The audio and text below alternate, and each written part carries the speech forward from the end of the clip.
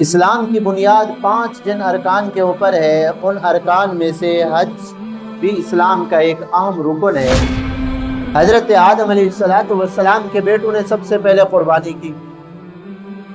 اللہ تعالیٰ نے فرمایا اچھا ایسا ہے، ہم اندھیرا کر دیتے ہیں، جن لوگوں نے گناہ نہیں کیا تھا وہ تلوار لیں اور اپنے ان لوگوں کو قتل کریں جنہوں نے جو ہے نا بچڑے کی عبادت کی۔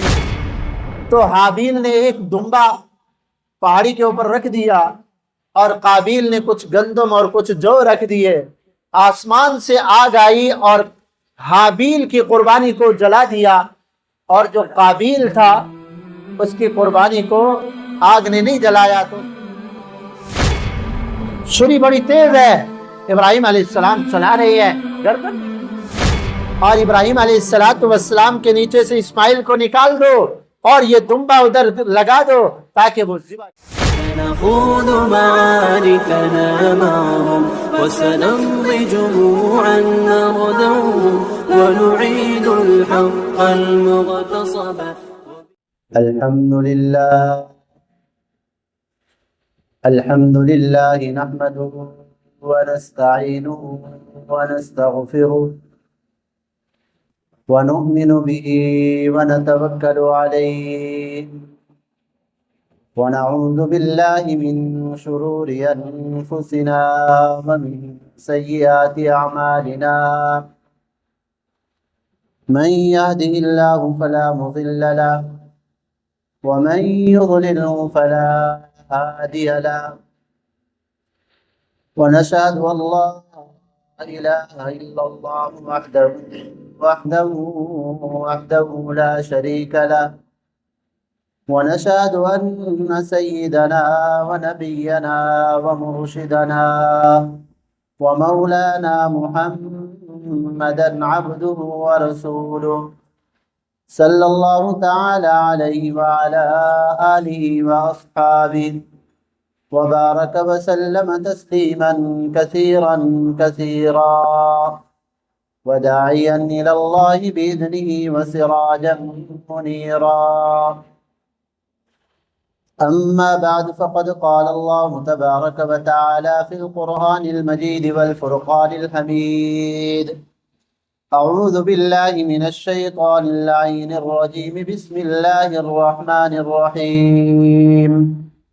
فلما بلغ معه السعي قال يا بني إني أرى في المنام أني أذبحك فانظر ماذا ترى. قال يا أبت افعل ما تؤمر ستجدني إن شاء الله من الصابرين. فلما أسلما وتله للجبين وناديناه أن يا إبراهيم قد صدقت الرؤيا إنا كذلك نجزي المحسنين. أما بعد، قيل أصحاب رسول الله صلى الله عليه وسلم: ما هذه الأضاحي يا رسول الله صلى الله عليه وسلم؟ قال سنة أبيكم إبراهيم. قالوا وما لنا فيها؟ فقال النبي صلى الله عليه وسلم: بكل شعرة حسنة. قالوا وما الصوف يا رسول الله صلى الله عليه وسلم؟ قال بكل شعرة حسنة، أو كما قال النبي صلى الله عليه وسلم. صدق الله وصدق رسوله النبي الكريم، ونحن على ذلك لمن الشاهدين والشاكرين. سبحان الله، الحمد لله رب العالمين. سب حضرات ایک مرتبہ درود شریف پڑھیں. اللهم صل على محمد وعلى آل محمد كما صليت على إبراهيم وعلى آل إبراهيم إنك حميد مجيد. اللهم بارك على محمد وعلى آل محمد كما باركت على إبراهيم وعلى آل إبراهيم إنك حميد مجيد. اللهم صل على سيدنا ومولانا محمد وعلى آل سيدنا ومولانا محمد كلما ذكره الذاكرون وكلما غفل عن ذكره الغافلون اللهم صل على محمد كما يليق بشانه. عزیزان محترم، آج 7 ذی الحجہ سن 1445 ہجری جمعۃ المبارک کا دن ہے۔ یہ جو ایام گزر رہے ہیں، میں نے پچھلے خطبے کے اندر بھی ان کی اہمیت کو بیان کیا تھا کہ بڑے سال کے مبارک دن ہے، اور اللہ کے مہمان حجاج کرام آج سے حج کے افعال شروع کر رہے ہیں، جو اسلام کا ایک بہت بڑا رکن ہے۔ اور یہ دن اس اعتبار سے بھی بڑی اہمیت کے دن ہے کہ دین اسلام کی بنیاد 5 ارکان کے اوپر ہے: کلمہ طیبہ، نماز، روزہ، زکوٰۃ، اور 5ویں چیز حج ہے۔ اسلام کی بنیاد: بنی الاسلام علی 5: شہادت ان لا الہ الا اللہ وان محمد رسول اللہ واقام الصلاۃ وایتاء الزکوٰۃ والصوم والحج۔ اسلام کی بنیاد 5 جن ارکان کے اوپر ہے، ان ارکان میں سے حج بھی اسلام کا ایک اہم رکن ہے۔ اور ہر سال خوش نصیب انسان جن کو اللہ تعالیٰ اپنے دروازے پہ حاضری کی توفیق دیتے ہیں، حج کرنے کی سعادت حاصل کرتے ہیں۔ اور یہ مہینہ اس اعتبار سے بھی بڑی اہمیت کا ہے کہ ہمارے دین اسلام کی جو تکمیل ہوئی ہے، دین اسلام جو مکمل ہوا ہے، اب اس کے اندر کمی پیشی نہیں ہو سکتی۔ حضرت آدم علیہ السلام سے جو دین کا سلسلہ چلا تھا، ہر پیغمبر کے دور کے اندر احکام کے اندر رد و بدل ہو رہا تھا۔ امام الانبیاء خاتم النبیین حضرت محمد الرسول اللہ صلی اللہ علیہ وسلم کے اوپر اس دین کی تکمیل ہوئی ہے۔ اب دین کامل اور مکمل ہو چکا ہے۔ دین کے احکامات میں نہ کمی ہو سکتی ہے نہ زیادتی ہو سکتی ہے۔ دین کامل اور مکمل ہو گیا۔ جیسے ہم عمارت بناتے ہیں نا، تو عمارت چلتی رہتی ہے اور سب عمارت جب مکمل ہو جاتی ہے، رنگ روغن ہو جاتا ہے، تو آدمی اب خوش ہوتا ہے، جی ماشاءاللہ اب میرا گھر مکمل ہو گیا۔ تو اسلام کی جو عمارت پہلی اینٹ حضرت آدم علیہ السلام نے رکھی تھی، وہاں سے دین چلا تھا۔ امام الانبیاء خاتم النبیین صلی اللہ علیہ وسلم کے اوپر تکمیل ہوئی ہے۔ اور دین اسلام جس مہینے کے اندر مکمل ہوا، وہ مہینہ بھی ذی الحجہ کا مہینہ ہے۔ 9 ذی الحجہ کا دن تھا۔ ذی الحجہ کی 9 تاریخ تھی، جس کو یوم عرفہ کہتے ہیں۔ عرفات کے میدان کے اندر امام الانبیاء صلی اللہ علیہ وسلم موجود تھے۔ اس وقت یہ آیت نازل ہوئی تھی: الیوم اکملت لکم دینکم واتممت علیکم نعمتی ورضیت لکم الاسلام دینا۔ اللہ تعالیٰ نے فرما دیا میرے مدنی کریم صلی اللہ علیہ وسلم، میں نے دین کو کامل اور مکمل کر دیا، اب اس کے اندر کوئی رد و بدل، کوئی کمی پیشی نہیں ہوگی۔ پہلے دین مکمل نہیں ہوا تھا، انبیاء آ رہے تھے، اب دین کامل اور مکمل ہو گیا۔ اللہ تعالیٰ نے ختم نبوت کا تاج امام الانبیاء صلی اللہ علیہ وسلم کے مبارک سر پہ سجا دیا۔ آپ صلی اللہ علیہ وسلم خاتم النبیین ہیں۔ اب دین کے اندر نہ کمی ہو سکتی ہے نہ پیشی ہو سکتی ہے۔ اس لیے میرے محبوب صلی اللہ علیہ وسلم نے فرمایا: یاتی من بعدی 30 دجالون کذابون کلهم یزعم انہ نبی اللہ۔ آپ صلی اللہ علیہ وسلم نے ارشاد فرمایا، میرے بعد 30 بڑے دجال اور کذاب جھوٹے پیدا ہوں گے، اور ہر بدبخت آدمی یہی دعویٰ کرے گا انہ نبی اللہ، کہ میں اللہ کا نبی ہوں۔ آپ صلی اللہ علیہ وسلم نے فرمایا: خبردار، انا خاتم النبیین، میں اللہ کا آخری پیغمبر ہوں، لا نبی بعدی، میرے بعد کوئی کانا اور جھوٹا نبی نہیں بن سکتا۔ تو اس لیے آقا کے بعد جو بھی نبوت کا دعویٰ کرتا ہے وہ کذاب ہے، دجال ہے، جھوٹا ہے۔ آپ صلی اللہ علیہ وسلم کو اللہ تعالیٰ نے خاتم النبیین بنا کر بھیجا۔ دین کی تکمیل بھی آپ صلی اللہ علیہ وسلم کے اوپر کر دی اللہ تعالیٰ نے۔ تو یہ جس مہینے کے اندر دین کامل اور مکمل ہوا وہ ذی الحجہ کا مہینہ ہے، اور اسی مہینے کے اندر ایک بہت بڑا عمل جو دوسرے مہینوں میں نہیں ہو سکتا، جو اسی مہینے کے اندر ہوتا ہے، ایک تو حج کا عمل ہے، ایک تو حج کا عمل ہے۔ سارا سال عرفات کا میدان بھی ہے، سارا سال مینا کا میدان بھی ہے، سارا سال جو ہے نا وہ جمرات بھی کھڑے ہوئے ہیں، یعنی وہ شیطانی پتلے اور شیطانی جو ہے نا وہ بت بنے ہوئے ہیں، وہ بھی مینا کے میدان کے اندر کھڑے ہوئے ہیں، سارا سال کھڑے ہوئے ہیں، لیکن ان کو پتھر مارنا، مینا کے میدان کے اندر جا کر شیطان کو 10، 11 اور 12 ذی الحجہ کو پتھر مارنا یہ عبادت ہے۔ اور اسی طرح عرفات کے میدان میں 9 ذی الحجہ کو عرفات کے میدان میں ٹھہرنا یہ بھی عبادت ہے۔ سال کے ان مہینوں کے اندر یہ کام کرنے عبادت ہے۔ سال کے دوسرے مہینوں میں کوئی جا کے وہ جو بت کھڑے ہوئے ہیں نا، جو ستون کھڑے ہوئے ہیں شیطان کے، ان کو کوئی کنکر مارے، کوئی پتھر مارے تو کوئی عبادت نہیں ہے، وہ ان دنوں کے ساتھ خاص ہے۔ اور اسی طرح دوسرا عمل جو ہماری طرف متوجہ ہوتا ہے وہ قربانی کا عمل ہے۔ قربانی کا عمل وہ بھی ان دنوں کے ساتھ خاص ہے۔ قربانی کا جو ثواب ملتا ہے نا وہ ان قربانی کے دنوں کے ساتھ خاص ہے۔ باقی سارا سال قربانی والی عبادت آپ نہیں کر سکتے۔ ہاں، باقی سال کے اندر اگر جانور کو آپ ذبح کریں گے تو صدقے کا ثواب ملے گا، قربانی کا ثواب نہیں ملے گا۔ اور یہ قربانی کے دن اگر گزر گئے، کوئی بعد میں قربانی کرنا چاہے تو اس کو قربانی کا ثواب نہیں ملے گا۔ تو قربانی بھی ان دنوں کے ساتھ خاص ہے۔ قربانی یہ قرب سے نکلا ہوا لفظ ہے۔ قرب کا معنی کسی کا تقرب حاصل کرنا، کسی کے قریب ہونا۔ اور ہر مسلمان کے اوپر، ہر انسان کے اوپر ضروری ہے کہ دنیا میں آ کر اللہ کا قرب حاصل کرے۔ یہ سارے اعمال جو ہے نا، نماز ہے، روزہ ہے، حج ہے، زکوٰۃ ہے، تسبیحات ہیں، قرآن کی تلاوت ہے، یہ سارے اعمال اسی لیے تو کرائے جاتے ہیں کہ بندہ اللہ کا قرب حاصل کرے، اللہ کے نزدیک ہو جائے، اللہ کا پیارا ہو جائے۔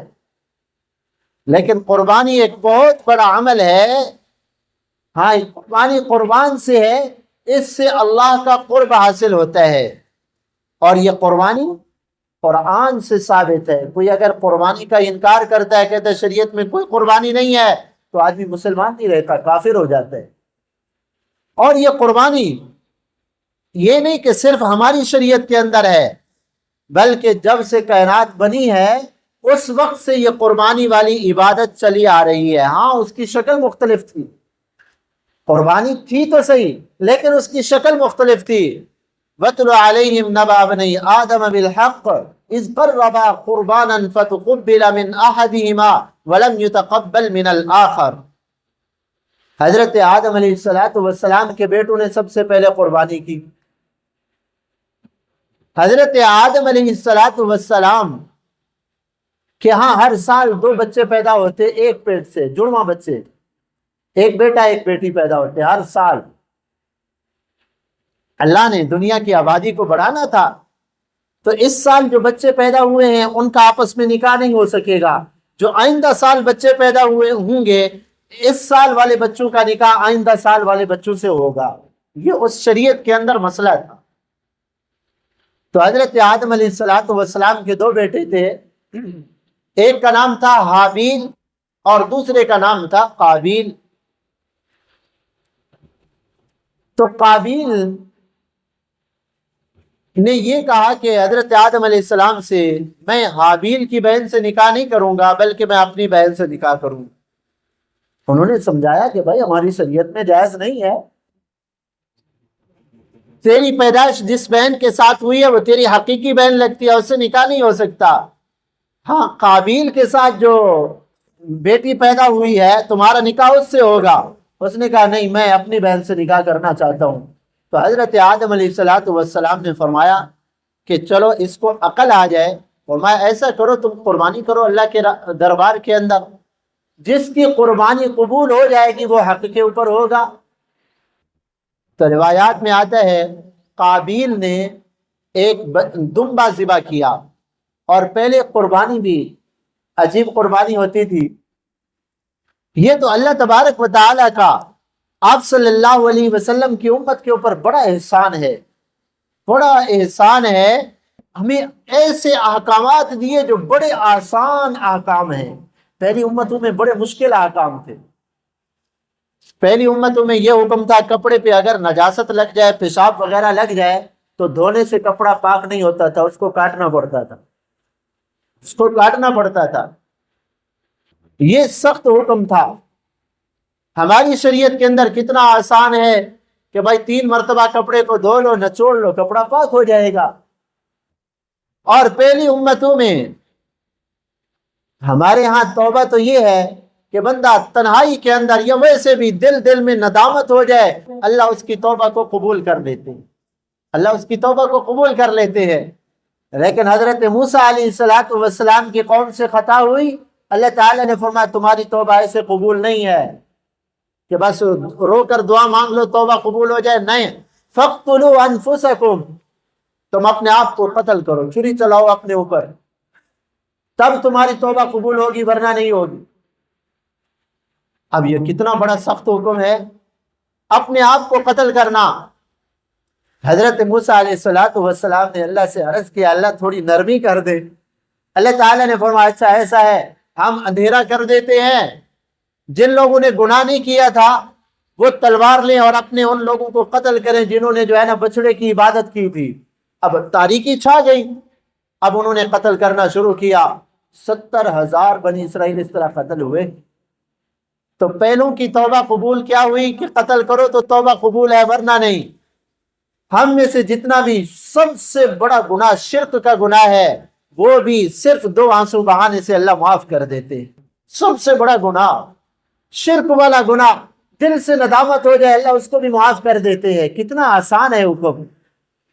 پہلی شریعتوں میں صدقہ اور خیرات اور قربانی کا طریقہ یہ ہوتا تھا کہ جس نے قربانی کرنی ہے، جس چیز کی کرنی ہے، کوئی جانور ذبح کرنا ہے، قربان کرنا ہے، کوئی صدقہ خیرات کرنا ہے، کوئی گندم اللہ کے راستے میں دینی ہے تو کسی بلند جگہ کے اوپر، کسی پہاڑ کے اوپر رکھ دو، تمہیں کھانے کی اجازت نہیں ہے۔ اس کو کسی بلند جگہ کے اوپر رکھ دو، اوپر سے آسمان سے اگر آگ نے آ کر اس کو جلا لیا تو اس کا مطلب یہ ہے اللہ نے اس کی قربانی کو قبول کر لیا۔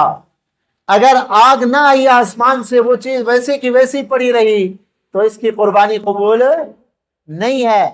اب اگر آگ آ جاتی اور اس کی قربانی کو اور اس کی صدقہ خیرات کو کھا جاتی تو قربانی قبول ہو جاتی، اور جس کے قربانی کو، جس کے صدقہ خیرات کو آگ نہ جلاتی تو وہ قربانی مردود ہو جاتی۔ یہ بھی تو مشکل حکم ہے نا۔ ہاں ہم قربانیاں کرتے ہیں، اللہ ہی قبول کرنے والے ہیں، جس کی قربانی قبول ہے وہ بھی خوش ہے۔ اللہ نہ کرے، اللہ نہ کرے، اللہ کرے تو سب کی قربانیاں قبول ہوں۔ اخلاص کے ساتھ سارے مسلمان قربانیاں کریں۔ اگر ریا اور دکھلاوے کے ساتھ قربانی کی تب بھی اللہ نے اس کے اوپر پردہ ڈالا ہے کہ لوگوں کے سامنے یہ شرمندہ نہ ہو۔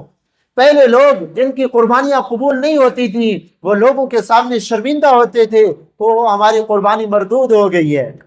اللہ تعالیٰ نے آپ صلی اللہ علیہ وسلم کی امت کے اوپر یہ فضل فرمایا کہ اللہ تعالیٰ نے لوگوں کے سامنے ان کو رسوا نہیں کیا۔ تو حضرت آدم علیہ السلام نے اپنے بیٹوں سے کہا تم قربانی کرو، جس کی قربانی قبول ہوگی وہ حق کے اوپر ہوگا۔ اللہ تعالیٰ نے یہ واقعہ 6 پارے کے اندر بیان فرمایا سورہ مائدہ کے اندر۔ تو حابیل نے ایک دمبا پہاڑی کے اوپر رکھ دیا اور قابیل نے کچھ گندم اور کچھ جو رکھ دیے۔ آسمان سے آگ آئی اور حابیل کی قربانی کو جلا دیا، اور جو قابیل تھا اس کی قربانی کو آگ نے نہیں جلایا تو اس کی قربانی مردود ہو گئی۔ اب اس کو اور غصہ آ گیا کہ میں تو شرمندہ ہو گیا سب کے سامنے، میری قربانی مردود ہو گئی ہے، اللہ نے قبول نہیں کیا۔ تو اپنے بھائی سے کہنے لگا لَأَقْتُلَنَّكَ، میں تجھے قتل کروں گا۔ اس نے کہا بھئی اگر تو قتل کرے گا تو میں قتل نہیں کروں گا، میں گناہ نہیں کروں گا۔ بڑا واقعہ، بڑا سبق ملتا ہے۔ اگر ایک آدمی برائی کرے نا تو دوسرے کے لیے برائی کرنا جائز نہیں ہو جاتا، ایک اگر ظلم کرے تو دوسرے کے لیے ظلم جائز نہیں ہو جاتا۔ ہاں، جتنا اس کے اوپر ظلم ہوا ہے، ظلم کے بقدر اپنا بدلہ لینا ہماری شریعت کے اندر جائز ہے، لیکن اس حد سے آگے بڑھنا یہ ظلم ہوگا۔ بہرحال قابیل نے قتل کر دیا اپنے بھائی کو، تو اس کی قربانی مردود ہو گئی، اور کئی دنوں تک اپنے بھائی کی لاش کو اٹھا کے پھرتا رہا کہ اس کو کدھر کروں۔ دنیا کے اندر پہلی موت تھی، یہ پہلا قتل تھا، پہلی موت تھی۔ اب اس کو عقل نہ آئی کہ کیا کروں اس مردہ بھائی کی لاش کا۔ تو جب وہ تھک گیا، کئی دن گزر گئے، اب اللہ تعالیٰ نے اس کو عقل دلانے کے لیے نا کوا بھیجا۔ اس کے منہ کے اندر جو ہے نا، اس کے پنجوں میں ایک چھوٹا سا اس کا بچہ تھا، تو کوا سامنے آیا، ریتیلی زمین تھی، اس کو پنجے سے کھودا اور تھوڑا سا گڑھا بن گیا، اس کے اندر اس مردہ بچے کو رکھا، اوپر سے جو ہے نا وہ مٹی ڈال دی۔ قال یا ویلتا اعجزت ان اکون مثل هذا الغراب فواری سوءة اخی فاصبح من النادمین۔ اللہ تعالیٰ نے فرمایا قابیل کو شرمندگی ہوئی، افسوس کرنے لگا کہ کاش، ہے افسوس، میرے اندر اتنا بھی عقل نہ آئی جتنا کوے کے اندر عقل ہے کہ میں بھی گڑھا کھود کے اپنے بھائی کو دفن کر دیتا۔ ہاں، آج تو ہم واقعہ سن کے اپنے آپ کو بڑا عقل مند سمجھ رہے ہیں کہ جی ماشاءاللہ ہمیں تو بڑی عقل ہے۔ نہیں میرے بھائی، اصل بات یہ ہے جب بندہ اللہ کو ناراض کرتا ہے، جب بندہ اللہ کو ناراض کرتا ہے تو صحیح عقل جو ہوتی ہے فیصلہ کرنے والی، اللہ تعالیٰ اس کی صحیح عقل کو معاف کر دیتے ہیں، ختم کر دیتے ہیں۔ دیکھنے کے اعتبار سے عقل مند نظر آ رہا ہوتا ہے، لیکن کام ایسے کرتا ہے جیسے پاگلوں والے کام۔ آپ مشرکین کو نہیں دیکھتے جو بتوں کے سامنے سائی سائی کر کے کھڑے ہوئے ہوتے ہیں، گھوڑے کے سامنے ہاتھ باندھ کے کھڑے ہوئے ہوتے ہیں۔ جب انسان گناہ کرتا ہے تو اس گناہ کی نحوست یہ ہوتی ہے اللہ تعالیٰ اس کی صحیح عقل کو چھین لیتے۔ ہاں، تو بہرحال قربانی حضرت آدم علیہ السلام سے چلی آئی ہے، اور امام الانبیاء صلی اللہ علیہ وسلم نے بھی خود قربانیاں کی ہیں۔ صحابہ اکرام رضوان اللہ علیہم اجمعین فرماتے ہیں عام طور پر آپ صلی اللہ علیہ وسلم 2 جانور ذبح کیا کرتے تھے، 2 دمبے، 2 مینڈے ذبح کیا کرتے تھے۔ اور ایک حدیث پاک میں آتا ہے آپ صلی اللہ علیہ وسلم نے فرمایا بھئی ایسا دمبا لاؤ جس کا منہ بھی سیاہ ہو اور ٹانگیں بھی اس کی سیاہ ہوں، خوبصورت، جیسے وہ جانور ہوتے ہیں نا سیاہ اور سفید اس کے دھبے ہوتے ہیں جسم کے اوپر، تو بڑے خوبصورت لگ رہے ہوتے ہیں، اور فرمایا خصی جانور لے آؤ۔ تو آپ صلی اللہ علیہ وسلم نے خصی مینڈے کی قربانی کی ہے۔ ہر سال صحابہ فرماتے ہیں آپ صلی اللہ علیہ وسلم 2 قربانیاں کیا کرتے تھے، 2 قربانیاں، ایک اپنے لیے کرتے تھے کہ یہ میری طرف سے ہے، اور ایک امت کے ان غریب لوگوں کی طرف سے کرتے تھے، اور ثواب میں آپ صلی اللہ علیہ وسلم ان کو شریک فرماتے تھے۔ جن کے پاس وسعت نہیں ہوتی آپ صلی اللہ علیہ وسلم ان کو ثواب میں شریک فرماتے تھے۔ اور جس سال آپ صلی اللہ علیہ وسلم نے حج کیا، جس کو حجۃ الوداع کہتے ہیں نا، حج فرض ہونے کے بعد آپ صلی اللہ علیہ وسلم نے ایک حج کیا ہے، حج فرض ہونے کے بعد ایک حج کیا ہے آپ صلی اللہ علیہ وسلم نے، اور اس حج کے اندر صحابہ اکرام کا مجمع، ایک روایت میں ہے 1,24,000 صحابہ اکرام تھے، اور دوسری میں ہے کہ 1,44,000 صحابہ اکرام تھے جنہوں نے آقا کے ساتھ حج کیا۔ اور اس حج کے اندر بڑا عجیب خطبہ آپ صلی اللہ علیہ وسلم نے ارشاد فرمایا۔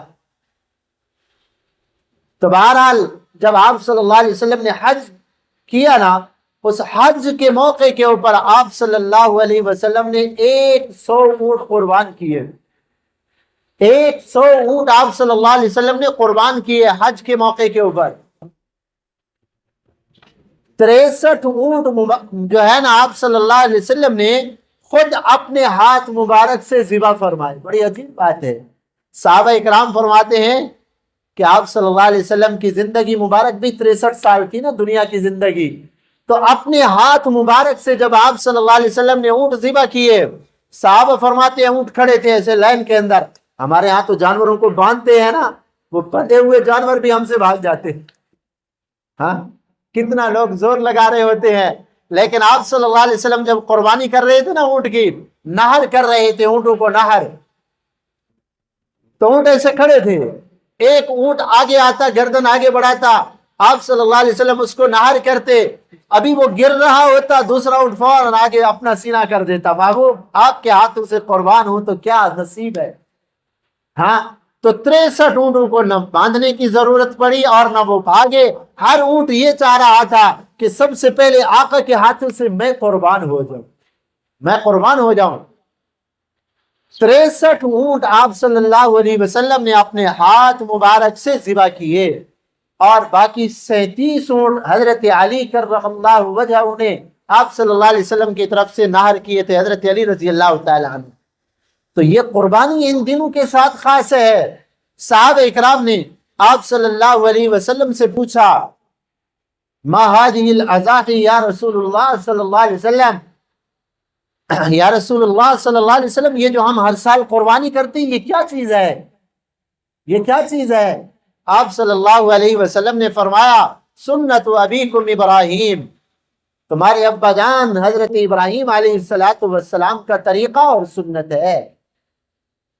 یہ یادگار ہے حضرت ابراہیم علیہ السلام کی اس عظیم قربانی کی۔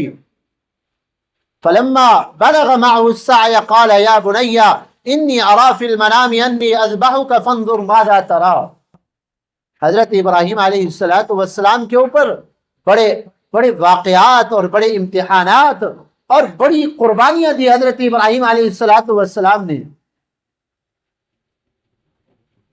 ہم تو قربانی اسی چیز کو سمجھتے ہیں نا کہ جانور اللہ کے نام پر ذبح کر دیا جائے قربانی ہے۔ ہاں، یہ بھی قربانی ہے، قربانی کی ایک صورت ہے یہ، لیکن اصل یہ ہے ہر محبوب چیز اللہ کے حکم کے اوپر قربان ہو جائے، جیسا اللہ کا حکم ہے وہ چیز بندہ اللہ کے نام پر قربان کرتا جائے۔ قربان کا یہ مطلب ہے اللہ کے حکم کو پورا کرتا جائے، جس قسم کا اللہ کا حکم ہے بندہ اپنی خواہش کو، اپنی محبوب چیز کو اللہ کے حکم کے اوپر قربان کرتا جائے اور اللہ کے حکم کو پورا کرتا جائے۔ حضرت ابراہیم علیہ السلام کی 90 سال کی عمر ہے، اولاد کوئی نہیں، 90 سال کی عمر، اولاد کوئی نہیں، اولاد کے خزانے میرے اللہ کے ہاتھ کے اندر ہیں۔ یَهْبُ لِمَن يَشَاءُ إِنَاثًا وَيَهْبُ لِمَن يَشَاءُ الذُّكُورَ وَيَجْعَلُ مَن يَشَاءُ عَقِيمًا أَوْ يُزَوِّجُهُمْ ذُكْرَانًا وَإِنَاثًا وَيَجْعَلُ مَن يَشَاءُ عَقِيمًا۔ اللہ جس کو چاہیں بیٹیوں سے نواز دیں، جس کو چاہے اللہ تعالیٰ بیٹے دے دے، اور جس کو چاہے بیٹی بھی دے، بیٹے بھی دے، اور جس کو چاہے کچھ بھی نہ دے۔ یہ میرے اللہ کے ہاتھ کے اندر ہے۔ بیٹا دینا، بیٹی دینا کسی نبی کے ہاتھ کے اندر نہیں ہے، نہ کسی ولی کے ہاتھ کے اندر ہے۔ اللہ معاف فرمائے، جب ہم قرآن و حدیث سے دور ہوتے ہیں تو باطل لوگ جو ہے ہمارے عقائد کو خراب کر دیتے ہیں۔ یاد رکھو، اگر عمل خراب ہو جائے تو بخشش کی امید ہوتی ہے، اگر انسان کا عقیدہ خراب ہو جائے، شرک کے اندر مبتلا ہو جائے تو پھر بخشش کی امید نہیں ہوتی، پھر اعمال بھی انسان کے برباد ہو جاتے ہیں۔ کہتے ہیں فلاں پیر صاحب کے پاس چلے جاؤ جی، بیٹا ہو جائے گا ادھر۔ اللہ معاف فرمائے، حضرت ابراہیم علیہ السلام سے بڑے جن کو اللہ نے خود فرمایا خلیل، میرے خلیل ہیں، 90 سال کی عمر ہے، اولاد کوئی نہیں ہے، اللہ تعالیٰ سے دعا مانگی، اللہ تعالیٰ نے 90 سال کے بعد خوشخبری سنائی کہ میں اولاد دینے والا ہوں۔ اب حضرت ابراہیم علیہ السلام کی بیوی، ان کو بھی جو ہے نا تعجب ہو رہا ہے کہ میں بوڑھی ہو گئی ہوں، یا ویلتا آلد وانا عجوز وہذا بعلی شیخا ان ھذا لشیء عجیب۔ قرآن کی آیات ہیں سورہ ہود کے اندر۔ حضرت ابراہیم علیہ السلام کی جب بیوی نے سنا فرشتہ خوشخبری دے کے جا رہا ہے کہ اولاد ہوگی، اس نے کہا عجیب بات ہے، انا عجوز، میں بوڑھیا ہو گئی ہوں اور میرے شوہر بھی بوڑھے ہو گئے ہیں، ان ھذا لشیء عجیب، بڑی عجیب بات ہے، اللہ کا حکم بڑا عجیب ہے۔ ہاں، تو اللہ تعالیٰ نے اولاد دی، بیٹا دیا۔ جب بیٹا مل گیا، دودھ پینے والا بچہ ہے، اللہ کا حکم آ گیا، ابراہیم جاؤ اپنی اس بیوی کو اور اپنے اس بچے کو ایک میدان کے اندر جہاں انسانوں کی آبادی بھی نہیں تھی، آج جہاں کعبۃ اللہ ہے، جہاں کعبۃ اللہ ہے، اس جگہ کے اوپر چھوڑ کر آؤ۔ حضرت ابراہیم علیہ السلام، دیکھو میں عرض یہ کر رہا تھا، بات سمجھے، قربانی صرف جانور کو ذبح کرنے کا نام نہیں ہے، یہ بھی قربانی ہے، یہ اس کی ایک صورت ہے۔ اصل تو قربانی یہ ہے اللہ کے حکم کو بندہ پورا کرتا جائے، یہ قربانی بھی اسی لیے تو قربانی ہے نا کہ اللہ فرماتے ہیں کہ بھائی تم جانور کو ذبح کرو، ہم کہتے ہیں آمنا وصدقنا، اللہ ہم کر رہے ہیں۔ اللہ کے حکم کو مان لینا یہ عبادت بھی ہے، یہ قربانی بھی ہے۔ حضرت ابراہیم علیہ السلام، حضرت جبرائیل علیہ السلام ان کو لینے کے لیے آئے، چلو جی اللہ کا حکم ہے، اپنی بیوی کو اور اپنے بچے کو چھوڑ کر آؤ۔ بعض روایات میں آتا ہے جہاں آبادی آتی نا، حضرت ابراہیم علیہ السلام پوچھتے جبرائیل ادھر ٹھہرنے کا حکم ہے، وہ کہتے نا جی آگے چلنا ہے۔ اور جہاں آج کعبۃ اللہ ہے، اللہ کا گھر ہے، یہاں پہ کوئی آبادی نہیں تھی، جنگل بالکل کچھ بھی نہیں تھا۔ یہاں پہ جب آئے بٹھایا، حضرت جبرائیل علیہ السلام نے اشارہ کیا ادھر، یہاں سے چھوڑ کے، اب اللہ تعالیٰ نے فرمایا بھی صحیح کہ بھائی تم نے اپنی بیوی کو بتانا بھی نہیں ہے کہ میں جا رہا ہوں واپس۔ ان کو بٹھایا، پانی تھا تھوڑا سا مشکیزے کے اندر، وہ رکھا اور کچھ کھجوریں تھی وہ چھوڑی، اور ابراہیم علیہ السلام واپس جانے لگے۔ کتنا بڑی قربانی ہے، آپ اندازہ تو کریں، ہمارے بچے کو چھوٹے سی تکلیف ہو جائے، کانٹا لگ جائے، تھوڑا سا کانٹا لگ جائے، ماں باپ تڑپ جاتے ہیں۔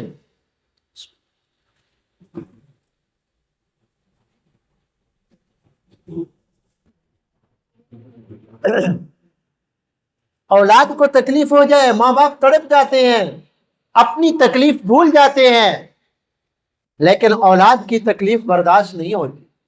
اب یہ کتنا بڑی قربانی، اور بیٹا بھی کوئی عام بیٹا تو نہیں تھا نا، ہاں 2-3 سال شادی کے بعد گزر جائیں اور 5 سال 6 سال گزر جائے، کتنی طلب ہے اولاد کی، اور اولاد ہو جائے تو کتنا پیاری لگتی ہے۔ اولاد تو ویسے جگر کا ٹکڑا ہے۔ تو ابراہیم علیہ السلام کی اولاد سے کتنی محبت، لیکن مسلمان کا کام یہ ہے ساری محبتوں سے غالب اللہ کی محبت ہونی چاہیے۔ ساری محبتوں کے اوپر اللہ کی محبت، ساری محبتوں کے اوپر غالب۔ امام الانبیاء صلی اللہ علیہ وسلم کی محبت ساری کائنات کی محبتوں سے غالب۔ لا یؤمن احدکم حتی اکون احب الیہ من والدہ وولدہ والناس اجمعین۔ میرے مدنی کریم صلی اللہ علیہ وسلم نے فرمایا اس وقت تک کوئی آدمی مومن ہو ہی نہیں سکتا جب تک میری محبت تمام محبتوں سے، اولاد، والدین اور تمام انسانوں کی محبتوں سے غالب نہ آ جائے۔ تو یہ ہے قربانی۔ اب ابراہیم علیہ السلام پیٹ پھیر کے جانے لگے۔ حضرت ہاجرہ پوچھنے لگی ابراہیم اس جنگل کے اندر چھوڑ کر کہاں جا رہے ہو؟ ابراہیم علیہ السلام خاموش۔ انہوں نے بار بار پوچھا، آخر وہ پیغمبر کی گھر والی تھی، پوچھنے لگی ابراہیم کہ اللہ کا حکم ہے، بس سر سے اشارہ کیا کہ ہاں جی بس اللہ کا حکم۔ تو انہوں نے بڑا عجیب جملہ کہا، فرمایا اگر اللہ کا حکم ہے یہاں جنگل میں ٹھہرانے کا تو پھر اللہ تبارک و تعالی ہمیں ضائع نہیں فرمائیں گے۔ حضرت ابراہیم علیہ السلام اپنی بیوی بچوں کو وہاں چھوڑ کے آئے، اللہ کا حکم آیا، کتنا بڑا امتحان ہے۔ وہاں چھوڑ کے جب آئے، چھوڑ کے آگے چلے اور پہاڑ درمیان میں حائل ہو گیا، بیوی بچے نظر آنا جو ہے نا اوجھل ہو گئے۔ اب دعا مانگی، ربنا انی اسکنت من ذریتی بواد غیر ذی زرع عند بیتک المحرم ربنا لیقیموا الصلاة فاجعل افئدة من الناس تهوی الیہم وارزقهم من الثمرات لعلهم یشکرون۔ اے میرے مالک، میں یہاں اپنی بیوی بچوں کو چھوڑ کر جا رہا ہوں، بواد غیر ذی زرع عند بیتک المحرم، تیرے گھر کے ساتھ میں ان کو چھوڑ کے جا رہا ہوں، اور ایسی جگہ ہے نہ کوئی آبادی ہے، نہ کھیتی ہے، نہ کوئی انسان ہے، لیقیموا الصلاۃ، اس لیے چھوڑ کے جا رہا ہوں تیری اطاعت فرما برداری کریں، نمازیں قائم کریں، فاجعل افئدة من الناس، तहवी इलैहिम, लोगों के दिल इनकी तरफ माइल फरमा दे। वर्ज़ुक़हुम मिनस्समरात, अल्लाह इनको फलों का रिज़्क़ अता फरमा दे। कुर्बानी के बाद जब इंसान के ऊपर आजमाइश आती है, जब उस वक्त दुआ के लिए हाथ उठते हैं, तो उस वक्त दिल की कैफियत और होती है।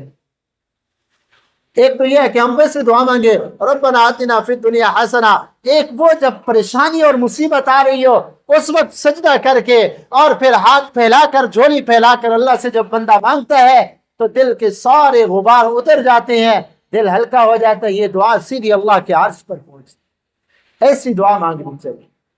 तो दुआ मांगी ये सीधी अल्लाह की बात। और भी दुआएं काफी सारी मांगी।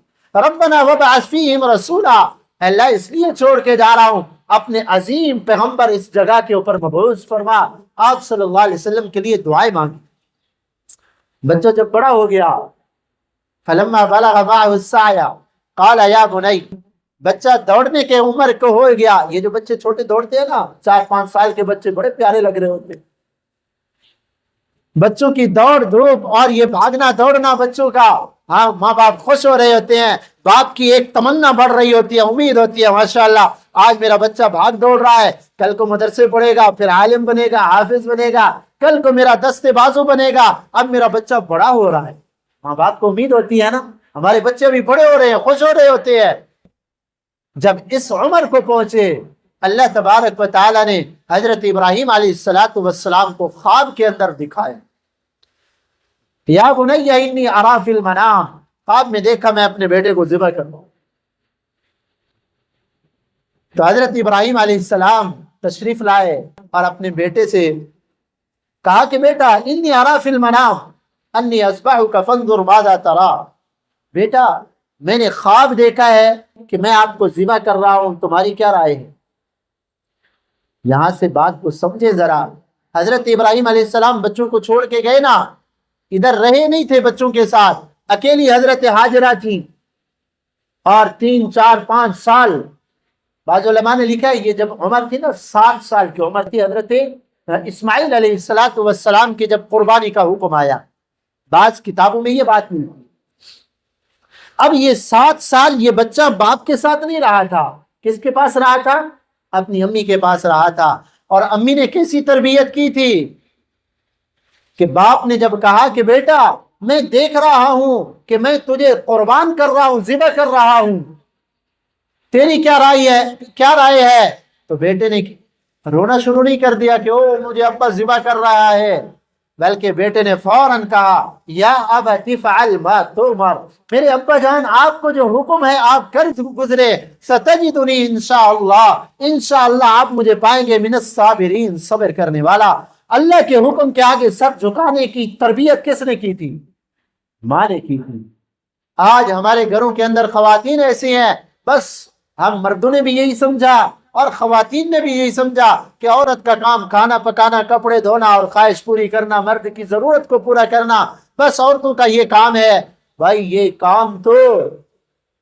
काम नहीं है सिर्फ, असल काम औरत का एक नस्ल को तैयार करना है, एक नस्ल को अल्लाह के फर्मा बरदार और अल्लाह के अहकामात के ऊपर कुर्बान होने के लिए, हाँ, ये नस्ल को तैयार करना है औरत का काम, दीन सिखाना है अपनी औलाद को। हमारे यहाँ अल्लाह माफ फरमाए, ना औरतों को पता है हलाल हराम का, ना औरतों को दीन का पता होता है। ये मर्दों की जिम्मेदारी है, फर्ज है, ये फर्ज है उनके ऊपर कि अपने अला कुल्लुकुम राइन व कुल्लुकुम मसऊलुन अन रइयतिही। आप सल्लल्लाहु अलैहि वसल्लम ने फरमाया हर आदमी निगरान है। कल क़यामत के दिन अल्लाह तबारक व तआला उससे पूछेंगे कि तुम जो घर के बड़े बने थे, तुम शौहर थे, तुम बाप थे और तुम भाई थे, तुमने अपनी बीवी को, तुमने अपनी माँ को और तुमने जो है ना अपनी बहन को और तुमने अपने घर वालों को तुमने दीन सिखाया नहीं सिखाया। कल क़यामत के दिन पूछ होगी। तो माँ ने ऐसी तरबियत की थी, बेटा फौरन तैयार हो गया, मेरा अब्बा जान आपको जो हुक्म हुआ है कर गुजरिए, या अबती फ़अल मा तुमर सतजिदुनी इंशाअल्लाह मिनस साबिरीन। इब्राहीम अलैहिस्सलाम ले जाते हैं मीना के मैदान के अंदर। बड़ी अजीब बात है, फलम्मा अस्लमा, जब दोनों, एक माना तो ये है, एक माना ये है कि जब दोनों झुक गए, اور دوسرا یہ ہے دونوں مسلمان ہو گئے۔ مسلمان کا معنی مان لینا، مسلمان کا معنی کیا ہے؟ مان لینا۔ جب ابراہیم علیہ السلام بھی، اسماعیل علیہ السلام بھی اللہ کے حکم کو پورا کرنے کے لیے بالکل تیار ہو گئے۔ باپ تیار ہے کہ بیٹے کو ذبح کروں گا، اور بیٹا تیار ہے کہ اللہ کے لیے میں قربان ہو جاؤں۔ وَتَلَّهُ لِلْجَبِينِ، حضرت اسماعیل علیہ السلام نے اپنے والد محترم سے کہا، ابا جان آپ ایسا کریں، مجھے ایسے سیدھا نہ لٹائے، مجھے سیدھا نہ لٹائے ذبح کرنے کے لیے، کہیں ایسا نہ ہو آپ کی نظر میرے چہرے کے اوپر پڑے اور اللہ کے حکم پورا ہونے میں تھوڑی سی دیر ہو جائے۔ آپ مجھے تَلَّهُ لِلْجَبِينِ، پیشانی کے بل لٹا دیں، میرا چہرہ زمین کی طرف ہو، آپ اوپر سے چھری چلائیں، یا چہرہ نیچے کر دیں، نیچے سے چھری چلائے۔ اب ابراہیم علیہ السلام نے ایسے لٹا دیا اور چھری چلانا شروع کر دیا۔ کائنات کی ساری مخلوق میرے اللہ کے حکم کی پابند ہے۔ نہ چھری کی اپنی مرضی ہے کسی کو کاٹے، نہ پانی کی اپنی مرضی ہے کسی کو غرق کرے، اور کسی کی کوئی مرضی نہیں چلتی، اللہ کا حکم چلتا ہے۔ چھری بڑی تیز ہے، ابراہیم علیہ السلام چلا رہی ہے، گردن نہیں کٹ رہی۔ اس وقت اللہ تعالیٰ نے حکم دیا جبرائیل علیہ السلام کو، جبرائیل جاؤ جنت سے ایک دمبا لے کر جاؤ، اور ابراہیم علیہ السلام کے نیچے سے اسماعیل کو نکال دو، اور یہ دمبا ادھر لگا دو تاکہ وہ ذبح کر دو۔ وَنَادَيْنَاهُ أَن يَا إِبْرَاهِيمُ، اللہ تعالیٰ فرماتے ہیں ہم نے ابراہیم علیہ السلام کو آواز دی، یا ابراہیم قد صدقت الرؤیا، خواب تمہارا سچا ہو گیا۔ اب حضرت جبرائیل علیہ السلام آسمان سے دمبا لے کر آ رہے ہیں اور کہنے لگے اللہ اکبر اللہ اکبر اللہ اکبر اللہ اکبر، کہیں چھری کاٹ نہ دے۔ ابراہیم علیہ السلام نے ایسے دیکھا اوپر، جبرائیل علیہ السلام، وللہ الحمد، یہ تکبیرات تشریق ہے، ان دنوں میں کثرت سے پڑھنی چاہیے۔ اور ویسے 9 ذی الحجہ کی فجر سے لے کر 9 ذی الحجہ، آج 7ویں ہے، کل 8 ہو جائے گی، اتوار والے دن صبح فجر کی نماز سے یہ تکبیریں پڑھنا واجب ہے۔ ایک مرتبہ بلند آواز سے مردوں کے لیے بلند آواز سے پڑھنا ایک مرتبہ واجب ہے، جیسے وتر واجب ہے۔ 9 ذی الحجہ کی فجر سے لے کر 13 ذی الحجہ کی عصر تک یہ تکبیریں پڑھنا واجب ہیں، اور عورتوں کے اوپر بھی واجب ہے، لیکن عورتیں آہستہ آواز میں پڑھیں گی۔ گھر میں یہ مسئلہ بتا دیں، عورتیں عام طور پہ بھول جاتی ہیں۔ آپ یہ تکبیریں لکھ کر سامنے جہاں عورتیں نماز پڑھتی ہیں نا، وہاں پہ کاغذ کے اوپر لگا دیں، ان کو یاد آ جائے گا۔ تو یہ تکبیرات تشریق ان دنوں کا عمل۔ اور دوسرا عمل ان دنوں کا قربانی کا عمل ہے۔ صحابہ اکرام نے پوچھا یا رسول اللہ یہ قربانیاں کیا ہیں؟ آقا نے فرمایا تمہارے ابا جان ابراہیم علیہ السلام کی یادگار ہے۔ بھائی یہ جان کس کی دی ہوئی ہے؟ اللہ کی دی ہوئی ہے۔ ہونا تو یہ چاہیے تھا ہم اپنی جانیں اللہ کے لیے قربان کرتے، لیکن اللہ نے آسانی کر دی کہ بھائی تم جانور قربان کرو، ہم ایسا سمجھیں گے تم نے اپنے آپ کو قربان کر دیا۔ تو اللہ کے حکم کو ماننا یہ دراصل عبادت بھی ہے اور یہ قربانی بھی ہے۔ تو 10 ذی الحجہ کو انشاءاللہ قربانی کا عمل آ رہا ہے۔ اللہ تعالیٰ تمام مسلمانوں کی قربانیوں کو قبول فرمائے۔ قربانی کی حکمت اور فلسفہ یہی ہے، اللہ کے حکم کو پورا کرنا۔ اللہ تعالیٰ تمام مسلمانوں کی قربانیوں کو قبول فرمائے، اور انشاءاللہ ہماری اس جامع مسجد کے اندر عید کی نماز 7:30 بجے انشاءاللہ ادا کی جائے گی۔ 7:30 بجے انشاءاللہ اسی جامع مسجد کے اندر عید الاضحیٰ کی نماز ادا کی جائے گی۔ ساتھی وقت کے اوپر پہنچنے کی کوشش کریں۔ بہت سارے ساتھی ایسے ہوتے ہیں جو دیر سے آتے ہیں، بھائی یہ تھوڑی سی خطبہ ہوتا ہے 20-25 منٹ کا، تاکہ اللہ کے دین کی بات سن لیں، ہمارے دل کے اندر کچھ بیٹھ جائے، تو جلدی آنے کی کوشش کیا کریں۔ انشاءاللہ اپنے وقت پہ ان کی نماز ہوگی۔ اللہ تعالی ہم سب کو